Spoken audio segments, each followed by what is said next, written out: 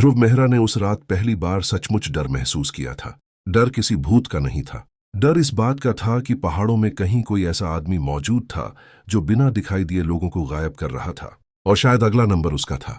शाम के 7 बजे थे जब काठगोदाम से काला पत्थर घाटी जाने वाली आखिरी बस चली।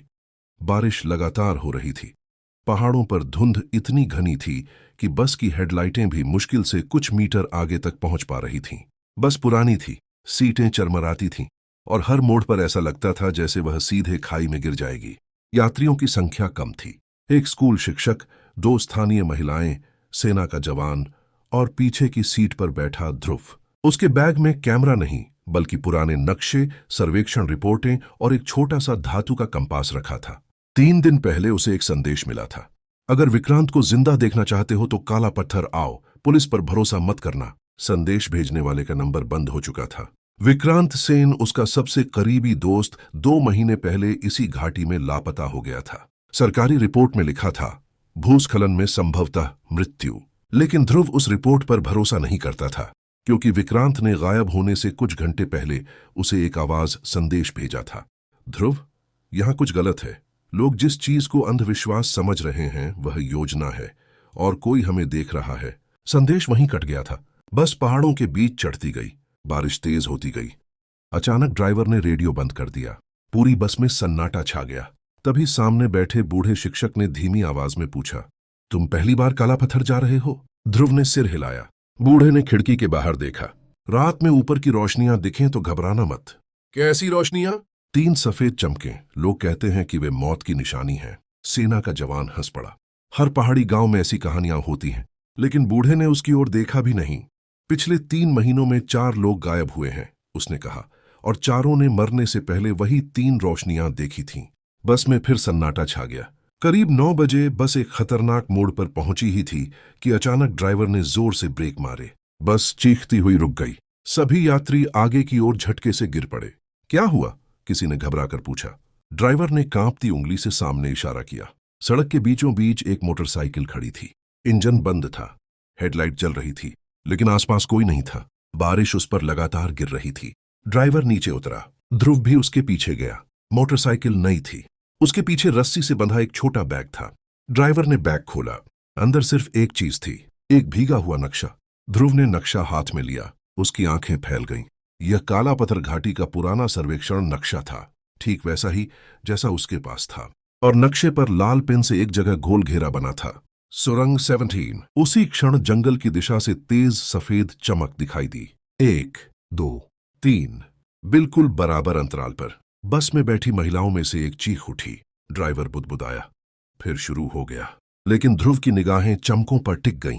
वे प्राकृतिक नहीं थीं, वे संकेत थीं, किसी इंसान द्वारा दिए गए संकेत।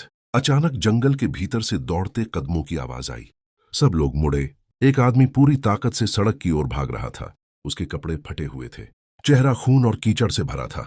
वह लड़खड़ाते हुए बस तक पहुंचा और ध्रुव का हाथ पकड़ लिया। तुम ध्रुव हो? ध्रुव सन्न रह गया। हाँ, तुम कौन हो? आदमी हाँफ रहा था। विक्रांत जिंदा है। बस में बैठे सभी लोग जम गए। कहाँ है? ध्रुव ने झकझोरते हुए पूछा। आदमी ने जंगल की ओर देखा। उसकी आंखों में ऐसा डर था जैसा ध्रुव ने कभी नहीं देखा था। वे लोग उसे सुरंग में ले गए। कौन लोग? आदमी जवाब दे पाता उससे पहले पहाड़ों में एक तेज धमाका गूंजा। धरती कांप उठी। ऊपर से पत्थर गिरने लगे। बस में बैठो, ड्राइवर चिल्लाया। लेकिन वह घायल आदमी अचानक ध्रुव के बहुत करीब झुक गया और फुसफुसाया। अगर तुम उसे बचाना चाहते हो तो आधी रात से पहले सुरंग 17 पहुंचना होगा। उसके बाद वे जगह बदल देंगे। और अगले ही पल उसकी आंखें पलट गईं। वह बेहोश होकर सड़क पर गिर पड़ा। बारिश अब तूफान बन चुकी थी। ड्राइवर घबराया हुआ था। हम यहां नहीं रुक सकते। इस आदमी को अस्पताल ले जाना होगा, ध्रुव ने कहा। अस्पताल नीचे है, 4 घंटे दूर। ऊपर से फिर पत्थर गिरे। मजबूर होकर सब बस में चढ़ गए। घायल आदमी को पीछे लिटा दिया गया। ध्रुव उसके पास बैठ गया। कुछ मिनट बाद उसने देखा आदमी की मुट्ठी कसकर बंद थी। ध्रुव ने धीरे से उंगलियां खोली। अंदर एक छोटी धातु की चाबी थी। उस पर खुदा था 7। ध्रुव की धड़कन तेज हो गई। रात करीब 11 बजे बस काला पत्थर गांव पहुंची। गांव पहाड़ों के बीच दबा हुआ था। पत्थर के घर, लकड़ी की छतें और चारों ओर घना जंगल। अजीब बात यह थी कि पूरे गांव में कोई बाहर नहीं था, जैसे लोग रात होने से पहले ही खुद को बंद कर लेते हों। ध्रुव सराय की ओर बढ़ा। दरवाजा आधा खुला था। अंदर लालटेन जल रही थी। काउंटर पर बैठा बूढ़ा मालिक उसे देखते ही खड़ा हो गया। तुम ध्रुव हो? हाँ। बूढ़े ने तुरंत दरवाजा बंद कर दिया। तुम्हें यहां नहीं आना चाहिए था। विक्रांत कहाँ है? बूढ़े ने कुछ पल चुप रहकर कहा। अगर वह अभी भी जिंदा है तो तुम्हारे पास बहुत कम समय है। तुम जानते हो वह कहाँ है? बूढ़े ने सीधा जवाब नहीं दिया। उसने मेज के नीचे से एक पुरानी टॉर्च और एक मुड़ा हुआ कागज निकाला। यह रास्ता सुरंग 17 तक जाता है, उसने धीमी आवाज में कहा। लेकिन ध्यान रखना, वहां जो कुछ हो रहा है वह किसी भूत प्रेत का खेल नहीं है। ध्रुव ने नक्शा खोला। उसकी आंखें सिकुड़ गईं। नक्शे पर सुरंग 17 के पास एक और निशान बना था। पुराना खनन मार्ग बंद। तभी बाहर से 3 तेज सफेद चमकें फिर दिखाई दी। 1, 2, 3। और इस बार चमकों के तुरंत बाद पहाड़ की दिशा से किसी आदमी की दबाई हुई चीख सुनाई दी। चीख इतनी छोटी थी कि अगर हवा थोड़ी और तेज होती तो शायद कोई उसे सुन ही नहीं पाता। लेकिन ध्रुव ने साफ सुना और उसी क्षण उसे यकीन हो गया कि विक्रांत अभी जिंदा हो सकता है। सराय का बूढ़ा मालिक खिड़की से बाहर देखने लगा। उसके चेहरे पर डर था, मगर वह डर किसी अलौकिक चीज का नहीं बल्कि इंसानों का था। तुम अकेले नहीं जा सकते, उसने धीमी आवाज में कहा। मेरे पास समय नहीं है। यही गलती विक्रांत ने भी की थी। ध्रुव ने टॉर्च, नक्शा और S17 वाली चाबी उठाई। बाहर बारिश कुछ कम हो चुकी थी, लेकिन धुंध और घनी हो गई थी। सुरंग तक पहुंचने में कितना समय लगेगा? अगर पुराने रास्ते से जाओ तो 1.5 घंटा, नए रास्ते से 3 घंटे। पुराना रास्ता क्यों बंद किया गया? बूढ़ा कुछ पल चुप रहा। क्योंकि वहां खनन होता था और बाद में कई दुर्घटनाएं हुईं। ध्रुव ने उसकी आंखों में देखा। बूढ़ा पूरी बात नहीं बता रहा था। क्या वहां अब भी कोई काम करता है? बूढ़े ने जवाब नहीं दिया, बस इतना कहा, अगर तुम्हें 3 चमकें दिखाई दें तो तुरंत जमीन पर झुक जाना। रात गहरी हो चुकी थी जब ध्रुव गांव से ऊपर जाने वाली पगडंडी पर पहुंचा। देवदार के ऊंचे पेड़ हवा में झूल रहे थे। नीचे घाटी में नदी गरज रही थी। हर कुछ कदम पर उसे लगता कोई पीछे चल रहा है। वह रुकता, सन्नाटा, फिर आगे बढ़ता। करीब 20 मिनट बाद उसे मिट्टी पर ताजे जूतों के निशान दिखाई दिए। एक नहीं, कम से कम 4 लोगों के, और वे सभी उसी दिशा में जा रहे थे जहां सुरंग 17 थी। ध्रुव झुककर निशानों को देखने लगा। उनमें से एक जूते का पैटर्न उसे पहचान में आया। वह विक्रांत का था। उसका दिल तेज धड़कने लगा। आगे रास्ता संकरा होकर चट्टान के किनारे पहुंच गया। दाईं ओर सीधी खाई थी। धुंध इतनी घनी थी कि नीचे कुछ दिखाई नहीं देता था। तभी दूर फिर वही सफेद चमक दिखाई दी। 1, 2, 3। इस बार ध्रुव तुरंत झुक गया। तीसरी चमक के ठीक बाद पहाड़ की दूसरी तरफ से किसी मशीन जैसी आवाज आई। घूं। फिर बंद। ध्रुव की आंखें सिकुड़ गईं। यह कोई रहस्यमय रोशनी नहीं थी, यह संकेत प्रणाली थी, और शायद किसी मशीन को चालू या बंद करने का तरीका। करीब आधी रात को वह पुराने खनन मार्ग तक पहुंच गया। लोहे का जंग लगा बोर्ड आधा टूटा हुआ था। प्रवेश निषिद्ध। उसके पीछे पत्थरों के बीच एक संकरी सुरंग खुलती थी। ध्रुव ने टॉर्च जलाई। भीतर ठंडी हवा आ रही थी और बहुत हल्की सी डीजल की गंध। वह चौंक गया। अगर जगह वर्षों से बंद थी तो डीजल की गंध क्यों? वह धीरे धीरे अंदर बढ़ा। सुरंग की दीवारों पर पुराने ड्रिल के निशान थे। कुछ दूर जाकर उसे जमीन पर ताजा कीचड़ दिखाई दिया। फिर एक सिगरेट का अधजला टुकड़ा, और आगे एक प्लास्टिक की पानी की बोतल। यह जगह इस्तेमाल हो रही थी। अचानक उसे आवाज सुनाई दी, बहुत धीमी। 2 आदमी बात कर रहे थे। ध्रुव तुरंत दीवार से चिपक गया। आवाजें पास आती गईं। ऊपर वाले रास्ते पर किसी ने निशान देखे होंगे। सुबह तक सब हट जाएगा। और वह आदमी जिंदा है, लेकिन ज्यादा देर नहीं। ध्रुव की मुट्ठियां कस गईं। विक्रांत, वे उसी की बात कर रहे थे। दोनों आदमी टॉर्च लिए सामने से गुजरे। उनके कपड़ों पर मिट्टी लगी थी और कमर पर छोटे वायरलेस सेट बंधे थे। ध्रुव ने सांस रोक ली। वे आगे निकल गए। जैसे ही उनकी आवाज दूर हुई, उसने उनके पीछे जाने का फैसला किया। सुरंग अचानक एक बड़े भूमिगत कक्ष में खुल गई। ध्रुव जो देख रहा था उस पर उसे यकीन नहीं हुआ। अंदर जनरेटर चल रहा था। बैटरियां लगी थीं। कई LED फ्लैश यूनिट्स तारों से जुड़ी थीं और एक मेज पर पुराने पहाड़ी नक्शे फैले हुए थे। यही 3 सफेद चमकें पैदा कर रहे थे। पूरे गांव में फैला डर इंसानों ने बनाया था, लेकिन क्यों? ध्रुव आगे बढ़ा। मेज पर रखी एक फाइल खुली थी। उस पर लिखा था, काला पत्थर दुर्लभ खनिज सर्वेक्षण गोपनीय। उसने तेजी से पन्ने पलटे। रिपोर्ट में घाटी के नीचे एक दुर्लभ खनिज भंडार का उल्लेख था, जिसकी कीमत करोड़ों में हो सकती थी। ध्रुव की सांस रुक गई। तो यह सब रोशनियां, अफवाहें, गायब लोगों को इलाके से दूर रखने के लिए था। तभी पीछे से हल्की कराह सुनाई दी। ध्रुव मुड़ा। कक्ष के दूसरे छोर पर लोहे का दरवाजा था। उसने दौड़कर S17 वाली चाबी निकाली। ताला खुल गया। दरवाजा चरमराया। अंदर अंधेरा था। टॉर्च की रोशनी पड़ते ही एक आदमी दिखाई दिया, हाथ बंधे हुए, चेहरा छोटों से भरा, लेकिन वह जिंदा था। विक्रांत! विक्रांत ने मुश्किल से आंखें खोली। तुम आ गए। ध्रुव ने रस्सियां काटी। यह सब क्या है? विक्रांत ने हांफते हुए कहा। अवैध खनन। वे चाहते थे कि गांव खाली हो जाए, इसलिए डर फैलाया। पुलिस को क्यों नहीं बताया? मैंने कोशिश की थी। उनमें से कोई अंदर से मिला हुआ है। उसी क्षण बाहर से कदमों की आवाज आई। कई लोग, और इस बार वे तेजी से आ रहे थे। विक्रांत का चेहरा सफेद पड़ गया। ध्रुव, वे वापस आ गए। कदमों की आवाजें तेज होती जा रही थीं। ध्रुव ने तुरंत टॉर्च बंद कर दी। कमरे में घना अंधेरा छा गया। बाहर से कम 4 लोगों के बोलने की आवाजें आ रही थीं। जनरेटर चल रहा है। कोई अंदर है। दरवाजा खुला कैसे? विक्रांत मुश्किल से खड़ा हो पा रहा था। उसके चेहरे पर चोट के निशान थे और सांसें भारी चल रही थीं। चल सकते हो? ध्रुव ने फुसफुसाकर पूछा। धीरे, लेकिन हाँ। ध्रुव ने कमरे के भीतर चारों ओर टॉर्च की हल्की किरण घुमाई। पीछे की दीवार पर लोहे की जाली दिखाई दी, जिसके पीछे एक संकरी सुरंग जाती थी। ये कहाँ जाती है? विक्रांत ने सिर हिलाया। पुराना निकासी मार्ग, शायद बाहर निकलने का रास्ता हो। बाहर से आवाज आई। ताला टूटा हुआ है। अब उनके पास समय नहीं था। ध्रुव ने जाली का कुंडा खींचा। जंग लगे होने के बावजूद वह खुल गई। दोनों झुककर भीतर घुस गए। उसी क्षण मुख्य कमरे का दरवाजा धड़ाम से खुला। टॉर्चों की तेज रोशनी अंदर फैल गई। वे भागे हैं। संकरी सुरंग में मिट्टी और पत्थरों की गंध भरी थी। विक्रांत लड़खड़ा रहा था, लेकिन ध्रुव ने उसका हाथ पकड़ लिया। पीछे से लोगों के घुसने की आवाजें आ रही थीं। 2 हिस्सों में बंटो, निकासी मार्ग की तरफ जाओ। ध्रुव ने गति बढ़ा दी। सुरंग कभी ऊपर चढ़ती, कभी नीचे उतरती। कई जगह पानी टपक रहा था। अचानक सामने लकड़ी की पुरानी सीढ़ियां दिखाई दी। विक्रांत ने फुसफुसाया, जल्दी, ये रास्ता सीधे घाटी की दूसरी तरफ निकलता है। दोनों ऊपर चढ़े। पीछे टॉर्चों की रोशनी अब सुरंग में दिखाई देने लगी थी। सीढ़ियों का आखिरी हिस्सा टूट चुका था। ऊपर लगभग 6 फीट की चट्टानी दरार थी। ध्रुव पहले ऊपर चढ़ा, फिर विक्रांत को खींचकर बाहर निकाला। ठंडी हवा चेहरे से टकराई।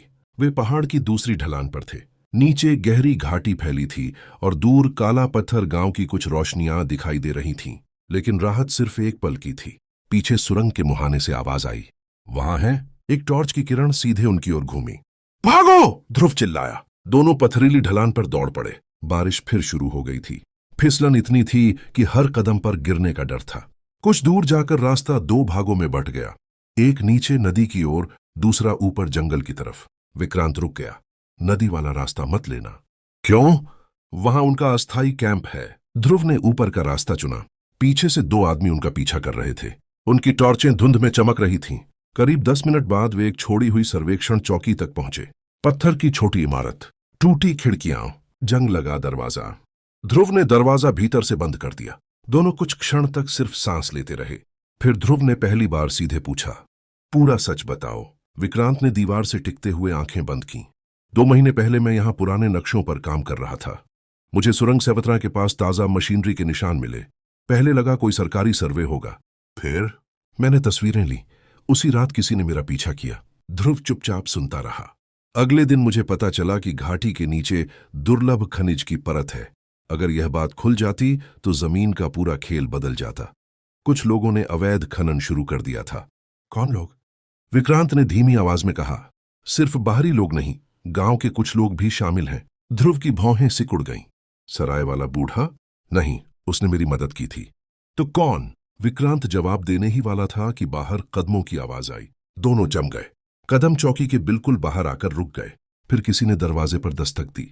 1 बार, 2 बार और तीसरी बार के बाद आवाज आई, ध्रुव, दरवाजा खोलो, मैं तुम्हारी मदद करने आया हूं।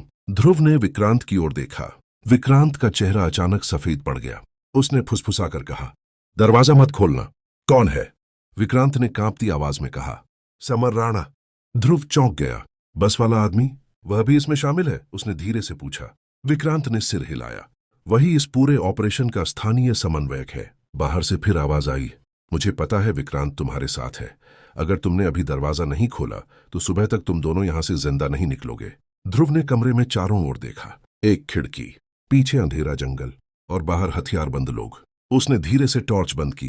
फिर विक्रांत के कान के पास झुककर बोला, पीछे की खिड़की से निकलते हैं। लेकिन जैसे ही वह खिड़की की ओर बढ़ा, बाहर से समर की शांत आवाज फिर सुनाई दी, ध्रुव, पीछे भी हमारे लोग खड़े हैं। ध्रुव वहीं रुक गया। कमरे में अचानक ऐसा सन्नाटा छा गया कि दोनों की सांसें तक सुनाई देने लगीं। बाहर बारिश की बूंदें टिन की छत पर पड़ रही थीं। समर की आवाज फिर आई, तुम्हारे पास दो रास्ते हैं, दरवाजा खोल दो या हम तोड़ देंगे। विक्रांत ने धीरे से कहा, वह ब्लफ भी कर सकता है। ध्रुव ने खिड़की की ओर देखा। बाहर घना अंधेरा था। अगर सचमुच पीछे लोग खड़े होते तो शायद उनकी टॉर्च दिखाई देती। कुछ नहीं था, पीछे कोई नहीं है, ध्रुव ने फुसफुसाया। विक्रांत ने उसकी ओर देखा। ध्रुव धीरे धीरे खिड़की तक गया।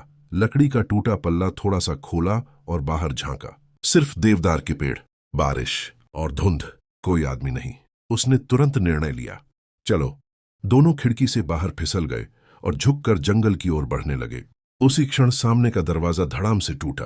वे पीछे से निकले हैं, किसी ने चिल्लाया। टॉर्चों की रोशनी जंगल में घूमने लगी। ध्रुव और विक्रांत पेड़ों के बीच तेजी से नीचे उतर रहे थे। रास्ता नहीं था, सिर्फ गीली मिट्टी और पत्थर थे। एक बार विक्रांत फिसल कर गिर पड़ा। ध्रुव ने उसे उठाया। तुम्हें अस्पताल की जरूरत है, पहले यहां से निकलें। पीछे से आवाजें पास आ रही थीं। तभी ध्रुव को दूर पानी की तेज गूंज सुनाई दी। नदी। विक्रांत ने सिर हिलाया। नदी के किनारे पुराना झूला पुल है। अगर वह अभी भी बचा हुआ है तो हम दूसरी तरफ निकल सकते हैं। करीब 10 मिनट बाद वे नदी तक पहुंच गए। काली चट्टानों के बीच उफनता पानी बह रहा था और उसके ऊपर लकड़ी और लोहे का पुराना झूला पुल हवा में हिल रहा था। ध्रुव ने टॉर्च की हल्की रोशनी डाली। पुल टूटा नहीं था, लेकिन भरोसे लायक भी नहीं लग रहा था। पीछे से टॉर्चें अब साफ दिखाई देने लगी थीं। पहले तुम, ध्रुव ने कहा। विक्रांत पुल पर चढ़ा। लकड़ियां चरमराईं। ध्रुव उसके पीछे बढ़ा। आधे पुल तक पहुंचते ही पीछे से समर की आवाज गूंजी, रुको। ध्रुव ने मुड़कर देखा। समर और उसके 3 आदमी नदी के किनारे खड़े थे। उनमें से एक के हाथ में बंदूक थी। ध्रुव का दिल एक पल को थम गया। समर चिल्लाया, तुम बच नहीं सकते। और तभी गोली चली। ढाया। गोली पुल की लकड़ी में धंस गई। विक्रांत लड़खड़ा गया। ध्रुव ने उसे पकड़ लिया। दौड़ो। दोनों दूसरी तरफ कूद पड़े। समर के लोग पुल पर चढ़ने ही वाले थे कि अचानक ऊपर पहाड़ से जोरदार गड़गड़ाहट सुनाई दी। ध्रुव ने सिर उठाया। चट्टानों से मिट्टी और पत्थर नीचे आने लगे थे। भूस्खलन! विक्रांत चिल्लाया। समर पीछे हट गया। कुछ ही सेकंड में बड़े पत्थर पुल के बीचों बीच गिरे। लकड़ियां टूट गईं। पुल आधा नदी में लटक गया। अब दोनों तरफ का संपर्क कट चुका था। ध्रुव और विक्रांत कुछ देर तक हांफते हुए चट्टानों के पीछे बैठे रहे। बारिश धीरे धीरे कम हो रही थी। समर दूसरी तरफ खड़ा उन्हें देख रहा था। उसके चेहरे पर गुस्सा था, लेकिन वह कुछ नहीं कर सकता था। फिर उसने हाथ से इशारा किया और अपने लोगों के साथ अंधेरे में गायब हो गया। ध्रुव ने राहत की सांस ली। कम से कम कुछ घंटे तो मिल गए। विक्रांत ने सिर हिलाया। नहीं, वह दूसरा रास्ता लेगा। सुबह होने से पहले वह गांव पहुंच सकता है, तो हमें उससे पहले पुलिस तक पहुंचना होगा। विक्रांत कुछ पल चुप रहा। पुलिस तक पहुंचना आसान नहीं है। क्यों? क्योंकि मुझे शक है कि थाने का कोई आदमी भी उनसे मिला हुआ है। ध्रुव ने उसे घूर कर देखा। पक्का? पक्का नहीं, लेकिन जब मैंने पहली बार शिकायत की थी उसी रात मेरा पीछा शुरू हो गया था। दोनों नदी के किनारे किनारे चलते हुए एक चट्टानी दरार तक पहुंचे। अंदर सूखी जगह थी। विक्रांत थक कर बैठ गया। ध्रुव ने बैग से पानी और प्राथमिक उपचार का सामान निकाला। विक्रांत की बांह पर गहरी चोट थी। पट्टी बांधते हुए ध्रुव ने पूछा, तुम्हारे पास कोई सबूत है? विक्रांत ने कमजोर मुस्कान दी। यही तो सबसे बड़ी बात है। उसने अपनी जैकेट के अंदर हाथ डाला और एक छोटी जलरोधक मेमोरी कार्ड निकाली। सुरंग 17 की तस्वीरें, मशीनें, ट्रकों के नंबर और कुछ लोगों की रिकॉर्डिंग। ध्रुव ने कार्ड हाथ में लिया। यह पूरी साजिश खोल सकता था। तभी उसे याद आया, समर को कैसे पता चला कि मैं आ रहा हूं? विक्रांत का चेहरा गंभीर हो गया। क्योंकि जिसने तुम्हें संदेश भेजा था वह मैं नहीं था। ध्रुव सन्न रह गया। क्या? मैं 2 महीने से उनके कब्जे में था। मैं कोई संदेश नहीं भेज सकता था। ध्रुव की रीढ़ में ठंडक दौड़ गई। अगर संदेश विक्रांत ने नहीं भेजा तो किसने भेजा और क्यों? उसी क्षण दरार के बाहर किसी के कदमों की बहुत हल्की आवाज आई। ध्रुव तुरंत टॉर्च बंद करके उठ खड़ा हुआ। कदम धीरे धीरे पास आए। फिर अंधेरे से एक महिला की आवाज सुनाई दी, अगर तुम सच में ध्रुव हो तो मेरे पास विक्रांत के गायब होने की असली वजह है। ध्रुव ने तुरंत पत्थर के पीछे से टॉर्च की किरण बाहर डाली। अंधेरे में एक महिला खड़ी थी, करीब 30 साल की। भीगे हुए ऊनी कपड़े, कंधे पर छोटा बैग और चेहरे पर थकान के बावजूद अजीब सी दृढ़ता। विक्रांत उसे देखते ही चौंक पड़ा। नैना? महिला ने जल्दी से अंदर कदम रखा। टॉर्च बंद करो, अगर समर के लोग पास हुए तो हम सब फंस जाएंगे। ध्रुव ने रोशनी नीचे कर दी। तुम कौन हो? उसने पूछा। नैना रावत, भूविज्ञान विभाग में काम करती हूं। 2 महीने पहले मैं इसी इलाके के सर्वेक्षण दल में थी। ध्रुव की आंखें सिकुड़ गईं। तुम्हें मेरे बारे में कैसे पता? नैना ने सीधे उसकी ओर देखा। क्योंकि संदेश मैंने भेजा था। कुछ सेकंड तक कोई कुछ नहीं बोला। बाहर नदी की गूंज सुनाई दे रही थी। ध्रुव ने धीमी आवाज में पूछा, तुमने मुझे यहां बुलाया? हाँ। क्यों? क्योंकि विक्रांत अकेला आदमी था जिसने समझ लिया था कि काला पत्थर में जो हो रहा है वह सिर्फ अवैध खनन नहीं है। विक्रांत ने सिर हिलाया। उन्हें पूरी बात बता दो। नैना ने बैग से एक मुड़ा हुआ नक्शा निकाला और जमीन पर फैला दिया। यह घाटी का नया भूवैज्ञानिक मानचित्र है। यहां दुर्लभ खनिज की परत है, लेकिन असली समस्या यह नहीं है। उसने एक दूसरी जगह पर उंगली रखी। यहां पुरानी जलधारा है। अगर वे भारी मशीनों से खनन जारी रखते हैं तो पूरी पहाड़ी अस्थिर हो सकती है। ध्रुव ने नक्शा ध्यान से देखा। यानी भूस्खलन का खतरा है? बहुत बड़ा। सिर्फ सुरंग नहीं, पूरा गांव खतरे में आ सकता है। विक्रांत ने जोड़ा। जब मैंने यह रिपोर्ट देखी तब समझ आया कि वे इसे छिपाना क्यों चाहते हैं। ध्रुव ने पूछा। लेकिन गांव वालों को डराकर भगाने की क्या जरूरत थी? नैना ने कहा। अगर लोग यहां से चले जाते तो वे बिना किसी विरोध के बड़े पैमाने पर खनन कर सकते थे। रोशनियां, अफवाहें, गायब लोग, सब उसी योजना का हिस्सा था। गायब लोग? नैना का चेहरा गंभीर हो गया। ज्यादातर लोगों को डराकर भगा दिया गया। 2 लोगों को उन्होंने कुछ दिनों तक बंद रखा ताकि अफवाहें और फैलें, लेकिन एक आदमी सचमुच मर गया। ध्रुव चौंक गया। कैसे? सुरंग के अंदर गैस भरने से। वह दुर्घटना थी, लेकिन उन्होंने उसे भी रहस्य बना दिया। कमरे में भारी सन्नाटा छा गया। तभी दूर पहाड़ की दिशा से इंजन की आवाज सुनाई दी। ध्रुव बाहर झांकने गया। धुंध के बीच हल्की पीली रोशनी हिलती दिखाई दी। वाहन, उसने फुसफुसाया। नैना तुरंत खड़ी हो गई। वे मशीनें हटा रहे हैं। क्यों? क्योंकि उन्हें पता चल गया है कि विक्रांत भाग निकला है। वे सबूत मिटाएंगे। विक्रांत ने ध्रुव की ओर देखा। अगर वे ट्रक निकल गए तो सब खत्म। ध्रुव ने बिना देर किए निर्णय लिया। हमें उन्हें रोकना होगा। तीनों दरार से बाहर निकले और नदी के किनारे किनारे ऊपर बढ़ने लगे। बारिश अब रुक चुकी थी, लेकिन जमीन फिसलन भरी थी। करीब आधे घंटे बाद वे एक ऊंची चट्टान पर पहुंचे, जहां से घाटी का पुराना खनन मार्ग दिखाई देता था। नीचे 3 ट्रक खड़े थे। कुछ लोग मशीनें और ड्रम लाद रहे थे। समर बीच में खड़ा निर्देश दे रहा था। ध्रुव ने फुसफुसाकर पूछा, कितने लोग होंगे? 6 या 7, विक्रांत ने कहा। नैना ने बैग से दूरबीन निकाली। 1 मिनट। उसने ध्यान से देखा, फिर धीमी आवाज में बोली, समस्या सिर्फ लोग नहीं है। क्या? वे विस्फोटक भी ले जा रहे हैं। ध्रुव का दिल धक से रह गया। क्यों? विक्रांत ने तुरंत समझ लिया। वे सुरंग गिराने वाले हैं। अगर सुरंग 17 को उड़ा दिया गया तो सारे सबूत हमेशा के लिए दब जाएंगे। ध्रुव ने तेजी से आसपास देखा। चट्टान के ऊपर पुरानी सर्वेक्षण केबलें और लोहे के खंभे पड़े थे। अचानक उसके दिमाग में एक योजना आई। अगर हम रास्ता बंद कर दें? विक्रांत ने नीचे देखा। खनन मार्ग एक संकरे मोड़ से गुजरता था, जिसके ऊपर डीले पत्थर जमा थे। छोटा भूस्खलन कराया जा सकता है, उसने कहा। नैना ने तुरंत सिर हिलाया। लेकिन सावधानी से, बड़ा धक्का हुआ तो पूरी ढलान खिसक सकती है। तीनों चुपचाप ऊपर चढ़े। ध्रुव ने लोहे की केबल एक बड़े पत्थर के चारों ओर लपेटी। विक्रांत ने दूसरे सिरे को खंभे से बांधा। तैयार? ध्रुव ने गहरी सांस ली। खींचो। दोनों ने पूरी ताकत लगाई। पहले कुछ नहीं हुआ, फिर पत्थर हिला और अगले ही पल ऊपर की ढलान से कई बड़े पत्थर टूटकर नीचे लुढ़कने लगे। गड़गड़ाहट पूरी घाटी में गूंज उठी। नीचे खड़े लोग चिल्ला पड़े। एक ट्रक पीछे हटने लगा, लेकिन देर हो चुकी थी। पत्थर सड़क पर गिर गए। मार्ग पूरी तरह बंद हो गया। समर ने तुरंत ऊपर देखा। उसकी टॉर्च की किरण चट्टान पर घूमी। एक पल के लिए रोशनी सीधे ध्रुव के चेहरे पर पड़ी। वह ऊपर है, समर गरजा। गोली चली। पत्थर के पास चिंगारी उछली। नीचे झुको, विक्रांत चिल्लाया। तीनों चट्टान के पीछे गिर पड़े। समर के आदमी ऊपर चढ़ने लगे। ध्रुव ने मेमोरी कार्ड कसकर पकड़ लिया। अगर यह कार्ड बच गया तो पूरी साजिश खत्म हो सकती थी। लेकिन नीचे से समर की आवाज फिर गूंजी। ध्रुव, तुम्हें लगता है तुम जीत गए? ध्रुव ने जवाब नहीं दिया। समर हंसा। जिस पुलिस अधिकारी को तुम ढूंढने वाले हो वह अभी मेरे साथ खड़ा है। ध्रुव ने चट्टान के किनारे से नीचे झांका और उसका खून ठंडा पड़ गया। समर के ठीक बगल में खड़ा था कालापत्थर थाने का प्रभारी निरीक्षक। ध्रुव कुछ क्षण तक नीचे देखता रह गया।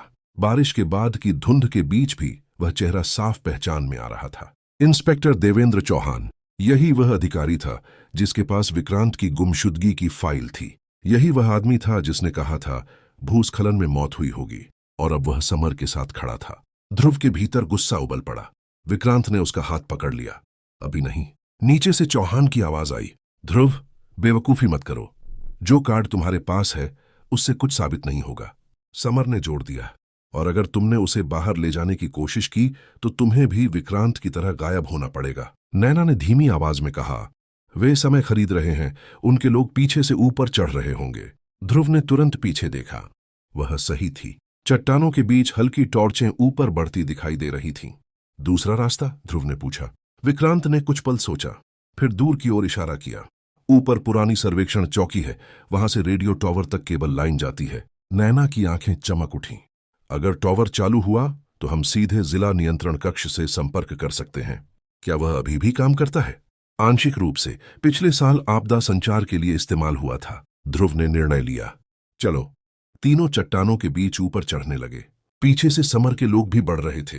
अब यह सिर्फ भागना नहीं था, समय की दौड़ थी। करीब 15 मिनट की कठिन चढ़ाई के बाद वे एक खुली धार पर पहुंचे। वहां लोहे का पुराना ढांचा खड़ा था, आधा टूटा हुआ रेडियो टॉवर। पास ही पत्थर की छोटी सर्वेक्षण चौकी थी। नैना अंदर घुसी। बैटरी बैटरी, वह बुदबुदाई। ध्रुव और विक्रांत बाहर निगरानी करने लगे।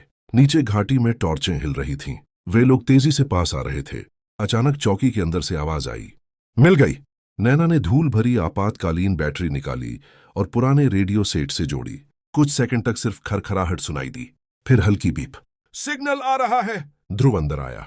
नैना ने माइक्रोफोन उठाया। जिला नियंत्रण कक्ष, क्या कोई सुन रहा है? यह काला पत्थर आपात संदेश है। कोई जवाब नहीं। उसने फिर कोशिश की। ये भूविज्ञान अधिकारी नैना रावत बोल रही हूं। यहां अवैध खनन, विस्फोटक और पुलिस की मिली भगत है। क्या कोई सुन रहा है? कुछ सेकंड का सन्नाटा, फिर टूटी हुई आवाज आई, आवाज कमजोर, दोहराइए। ध्रुव ने राहत की सांस ली। नैना ने तेजी से पूरी जानकारी दी। सुरंग 17, ट्रक, विस्फोटक, इंस्पेक्टर चौहान और मेमोरी कार्ड। उधर से जवाब आया, संदेश प्राप्त, निकटतम विशेष दल रवाना, लगभग 40 मिनट। 40 मिनट, ये बहुत लंबा समय था। उसी क्षण बाहर गोली चली। ढाया। चौकी की खिड़की का शीशा टूट गया। वे पहुंच गए, विक्रांत चिल्लाया। ध्रुव ने तुरंत रेडियो सेट नीचे गिराया और सबको दीवार के पीछे खींच लिया। बाहर से समर की आवाज आई, मुझे पता है तुमने संदेश भेज दिया है। एक और गोली चली। पत्थर टूटकर बिखर गए। इंस्पेक्टर चौहान गरजा, कार्ड हमें दे दो ध्रुव, अभी भी निकलने का मौका है। ध्रुव ने जवाब नहीं दिया। उसने मेमोरी कार्ड जैकेट के अंदर गहराई में छिपा लिया। समर के 2 आदमी चौकी के पीछे से घुसने की कोशिश करने लगे। विक्रांत ने पुरानी लोहे की रॉड उठाई। जैसे ही पहला आदमी अंदर आया, विक्रांत ने पूरी ताकत से वार किया। वह गिर पड़ा। दूसरा पीछे हट गया। ध्रुव ने दरवाजा बंद कर दिया, लेकिन वे ज्यादा देर टिक नहीं सकते थे। नैना अचानक बोली, विस्फोटक। ध्रुव ने उसकी ओर देखा। अगर वे सुरंग उड़ाने आए थे तो उनके पास डेटोनेटर भी होंगे। तो नैना ने टॉवर की ओर इशारा किया। ऊपर की केबल लाइन में हाई वोल्टेज बैकअप है। अगर हम उसे शॉर्ट करें तो पूरी ढलान की लाइटिंग और उनका वायरलेस नेटवर्क कुछ मिनट के लिए बंद हो सकता है। ध्रुव समझ गया, मुझे ऊपर जाना होगा। बहुत जोखिम है, विक्रांत बोला, और कोई रास्ता नहीं। ध्रुव बारिश से फिसलते लोहे के ढांचे पर चढ़ने लगा। नीचे से गोलियों की आवाजें आ रही थीं।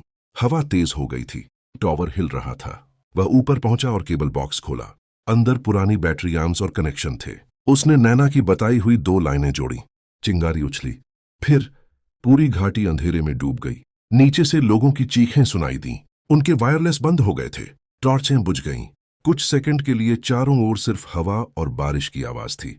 ध्रुव नीचे उतरने ही वाला था कि उसे दूर घाटी की सड़क पर नई रोशनियां दिखाई दी। 1 नहीं, 2 नहीं, पूरी कतार, सफेद और लाल चमकती हुई। वह पुलिस नहीं लग रही थी, वह भारी वाहनों का काफिला था। ध्रुव का दिल धक से रह गया। नैना ने नीचे से चिल्लाकर पूछा, क्या हुआ? ध्रुव ने दूर देखते हुए जवाब दिया, समर के लोग नहीं, कोई और आ रहा है। विक्रांत बाहर निकल आया। उसने रोशनियों को देखा और उसके चेहरे का रंग उड़ गया। हे भगवान! कौन है वे? ध्रुव ने पूछा। विक्रांत ने धीरे से कहा, असल मालिक। बारिश अब लगभग थम चुकी थी, लेकिन हवा पहले से कहीं ज्यादा ठंडी हो गई थी। ध्रुव टॉवर से नीचे उतरा और तीनों चट्टान के पीछे झुककर सड़क की ओर देखने लगे। दूर घाटी में 5 बड़े ट्रक और 2 एसयूवी धीरे धीरे ऊपर चढ़ रहे थे। उनकी हेडलाइटें धुंध को चीरती हुई आगे बढ़ रही थीं। समर और इंस्पेक्टर चौहान भी सड़क की ओर मुड़ गए थे। कुछ सेकंड बाद समर ने अपने लोगों को पीछे हटने का इशारा किया। वे लोग हमारे लिए नहीं आए, नैना ने फुसफुसाया। विक्रांत ने धीमी आवाज में कहा, नहीं, हम उनके लिए आए हैं। ध्रुव ने उसकी ओर देखा। साफ साफ बताओ। विक्रांत ने गहरी सांस ली। 2 महीने पहले मुझे सिर्फ अवैध खनन का पता नहीं चला था, मुझे उन लोगों की पहचान भी पता चल गई थी जो इसे फंड कर रहे थे। कौन? एक निजी खनन कंपनी के नाम पर काम करने वाला समूह। आधिकारिक अनुमति नहीं थी, इसलिए उन्होंने स्थानीय नेटवर्क बनाया। समर, कुछ मजदूर और चौहान। और ये लोग? ऊपर वाले लोग, असली निवेशक। नीचे सड़क पर काफिला रुक गया। पहली एसयूवी से एक आदमी उतरा, लंबा, 50 के आसपास, रेनकोट पहने हुए। समर तुरंत उसके पास गया। चौहान भी पीछे पीछे पहुंचा। ध्रुव ने दूरबीन उठाई। आदमी का चेहरा साफ दिखाई दिया। विक्रांत ने उसे देखते ही कहा, महेश्वर कपूर। ध्रुव चौंक गया। वही उद्योगपति? हाँ, उसकी कंपनी ने 5 साल पहले इस इलाके में सर्वेक्षण किया था। नीचे कपूर गुस्से में कुछ कह रहा था। समर बार बार सुरंग की दिशा में इशारा कर रहा था। फिर कपूर ने अचानक चौहान की ओर मुड़कर कुछ कहा। चौहान का चेहरा सख्त हो गया। नैना ने धीमे स्वर में कहा, वे सबूत मिटाने आए हैं। उसी समय ध्रुव के दिमाग में एक बात बिजली की तरह कौंधी। सुरंग 17। विक्रांत ने उसकी ओर देखा। क्या? अगर वे सिर्फ भागना चाहते तो मशीनें छोड़कर चले जाते, लेकिन वे सुरंग उड़ाने आए हैं। इसका मतलब अंदर कुछ ऐसा है जिसे वे किसी भी कीमत पर छिपाना चाहते हैं। नैना ने तुरंत कहा, मुख्य भंडारण कक्ष। विक्रांत ने सिर हिलाया। वहां दस्तावेज, नमूने और रिकॉर्ड होंगे। ध्रुव ने फैसला कर लिया, हमें सुरंग तक पहुंचना होगा। वे सीधे वहीं जा रहे हैं, नैना बोली। तो हम ऊपर वाले पुराने निरीक्षण मार्ग से जाएंगे। तीनों तेजी से टॉवर के पीछे की पगडंडी पर बढ़े। यह रास्ता मुश्किल था। गीली चट्टानें, टूटे हुए लकड़ी के पुल और जगह जगह ढीली मिट्टी। नीचे सड़क पर वाहनों की रोशनियां उनके साथ साथ चलती दिखाई दे रही थीं। करीब 20 मिनट बाद वे सुरंग 17 के ऊपर वाली चट्टानी धार पर पहुंच गए। यहां से नीचे पूरा प्रवेश द्वार दिखाई देता था। समर के लोग विस्फोटक लगा रहे थे। कपूर और चौहान थोड़ी दूरी पर खड़े थे। ध्रुव ने फुसफुसाकर कहा, अगर विस्फोट हुआ तो सब खत्म। नैना ने नीचे देखा। रुको, वे अभी डेटोनेटर नहीं जोड़ पाए हैं। विक्रांत की आंखों में चमक आई। हमारे पास कुछ मिनट हैं। पुराने निरीक्षण मार्ग से एक संकरी लोहे की सीढ़ी सीधे सुरंग की ऊपरी वेंटिलेशन शाफ्ट तक जाती थी। तीनों चुपचाप नीचे उतरे। अंदर डीजल और बारूद की गंध भरी हुई थी। वे शाफ्ट से होकर मुख्य कक्ष के ऊपर पहुंचे। नीचे मजदूर सामान समेट रहे थे। एक मेज पर फाइलें और हार्ड ड्राइव रखी थीं। ध्रुव ने विक्रांत की ओर देखा। विक्रांत ने सिर हिलाया। दोनों नीचे कूद पड़े। कौन? एक आदमी चिल्लाया। ध्रुव ने उसे धक्का दिया। विक्रांत ने मेज से हार्ड ड्राइव उठा ली। नैना ने फाइलें बैग में भरनी शुरू कर दी। बाहर से समर की आवाज गूंजी, अंदर कोई है। अब छिपने का कोई मतलब नहीं था। ध्रुव ने पहली बार जोर से कहा, महेश्वर कपूर, पूरा रिकॉर्ड हमारे पास है। बाहर विशेष दल आ रहा है। कुछ सेकंड सन्नाटा रहा। फिर कपूर की ठंडी आवाज आई, तुम्हें लगता है तुम यहां से निकल जाओगे? चौहान गरजा, विस्फोट करो। समर झिझका, साहब लोग अंदर हैं। करो। ध्रुव का दिल जोर से धड़का। नैना ने तुरंत तारों की ओर देखा।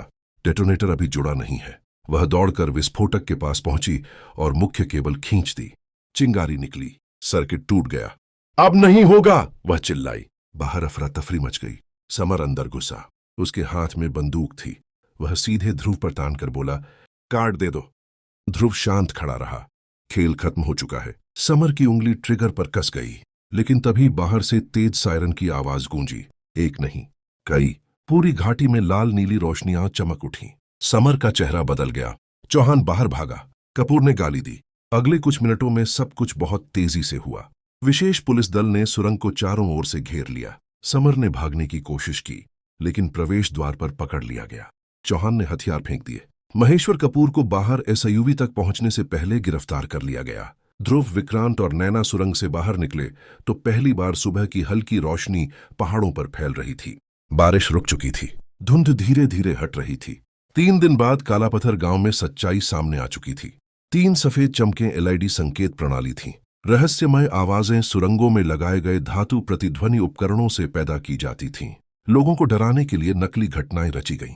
अवैध खनन से करोड़ों का खेल चल रहा था। और सबसे बड़ी बात, अगर खनन कुछ महीने और चलता तो पूरी पहाड़ी अस्थिर होकर बड़े भूस्खलन का कारण बन सकती थी। गांव के चौक में लोग इकट्ठा थे। बूढ़ा सराय मालिक ध्रुव के पास आया तो सच यही था। ध्रुव ने पहाड़ों की ओर देखा। हाँ, डर असली था, लेकिन कारण वह नहीं था जो लोग समझ रहे थे। विक्रांत हल्की मुस्कान के साथ बोला, पहाड़ों में सबसे खतरनाक चीज अंधेरा नहीं होती, ध्रुव ने उसकी बात पूरी की, बल्कि वह आदमी जो अंधेरे का इस्तेमाल करना जानता है। दूर सुबह का सूरज काला पत्थर घाटी की भीगी चट्टानों पर चमकने लगा और पहली बार कई महीनों बाद गांव वालों ने रात की नहीं, सुबह की बात की।